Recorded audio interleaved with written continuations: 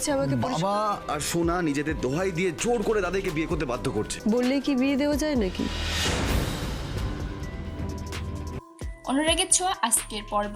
শুরুতে প্রবীর সেনগুপ্তকে দেখানো হয় সে দীপার কাছে ডিভোর্স পেপার নিয়ে এসেছে সই করানোর জন্য, কিন্তু দীপা কিছুতেই ডিভোর্স পেপারে সই করবে না বলে জানিয়ে দেয়। তখন সেখানে রূপা আসে আর প্রবীর সেনগুপ্তকে বলে, আমি অনেক মানুষকে বদলে যেতে দেখেছি, কিন্তু দাদু তুমিও। তখন প্রবীর বলে সে চায় দীপা তার ছেলের থেকে দূরে থাকুক, তার জন্যই সব অনির্দিষ্ট হচ্ছে। সে সূর্যকে চারুর সাথে বিয়ে দেবে, তারপর বিদেশ চলে যাবে। দীপাও বলে দেয়, আমি চাইলে আমার জীবনও দিয়ে দিতে পারি, কিন্তু সূর্যকে আমি ডিভোর্স কখনোই দিব না।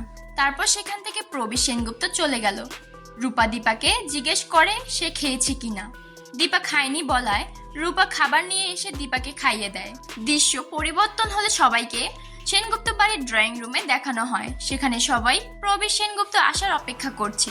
তখনই প্রবীর সেনগুপ্ত বাসায় প্রবেশ করে। সোনা জানতে চায় দীপা ডিভোর্স পেপারে সই করেছে কিনা।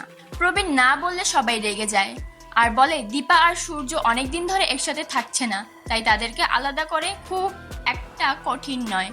জয় উর্মিকে মিথ্যা বলতে নিষেধ করলে সে লাবণ্যকে বোর্ডিংয়ে পাঠিয়ে দেওয়ার হুমকি দেয়। তখনই সেখানে সূর্য আসে।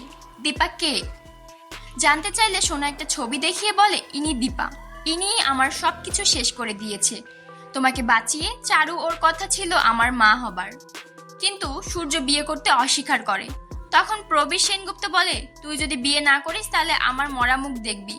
এই কথা শুনে সূর্য বিয়ের জন্য রাজি হয়ে যায়। দৃশ্য পরিবর্তন হলে আমরা দেখতে পাই জয় আর দীপ মিলে দীপার কাছে যায় বাড়িতে কি কি হচ্ছে তা জানাতে। তখন দীপা বলে, তোমরা শান্ত হও, বললেই তো আর বিয়ে দেয়া যায় না। আমি এখনো সূর্যের বউ, তা কি ভুলে গেছো? তোমরা সাবধানে বাড়ি যাও, আর এখানে যে এসেছো একথা বাড়ির কেউ যেন না জানে। জয় আর দীপ চলে গেলে দীপা রূপাকে বলে, আমি কিছুদিন বাসায় থাকবো না, তুই বিজনেস সামলা, আমি তোর বাবার কাছে যাব। ও বাড়ি থেকে এসেছি 1 ঘন্টাও হয়নি, আমি আবারও যাব। দৃশ্য আবারও পরিবর্তন হলে সেনগুপ্ত বাড়ি দেখানো হয়। দীপাকে আসতে দেখে বাসার সবাই রেগে যায় আর চলে যেতে বলে। তখন দীপা বলে, আমার স্বামীর বিয়ে আর আমি থাকবো না, তা কি হয়? তখন দীপ বলে, দাদু নিজের দোহাই দিয়ে বিয়েতে রাজি করিয়েছে সূর্যকে। তখন দীপা বলে, সবাই যখন চাচ্ছে তখন তাই হবে, কিন্তু বিয়ে হয়ে যাওয়া অবধি সে এই বাড়িতেই থাকবে। কিন্তু এই কথা কেউ মানতে না চাইলেও চারু বলে, তুমি এই বাড়িতে থাকবে, আমি তোমাকে ভয় পেয়ে পালিয়ে থাকবো না। আমি তোমার সাথে লড়বো, বিয়েটা করব, প্রমাণ করে দিব আমি যোগ্য সূর্যের বউ হবার। দীপাও তখন বলে, চ্যালেঞ্জ অ্যাকসেপ্টেড। তখন আবারও সূর্য এন্ট্রি হয়। সে জিজ্ঞেস করে, এই মহিলাকে? তখন উর্মি মনে মনে বলে, যে ডোজ দিয়েছি তাতে দীপাকে চিনতে পারার কথা না। সোনা বলে, দেখো বাবা, এই বাইরের আবারও আমাদের বাড়িতে এসেছে। সূর্য তখন দীপাকে বাড়ি থেকে বেরিয়ে যেতে বলে।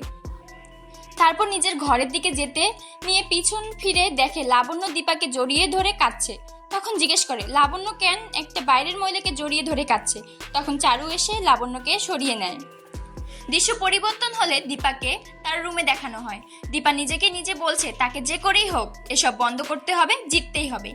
রুডি দীপার রুমের বাইরে উকি মেরে দেখছিল। দীপা বুঝে ফেলে দরজার উপরে কেউ একটা আছে।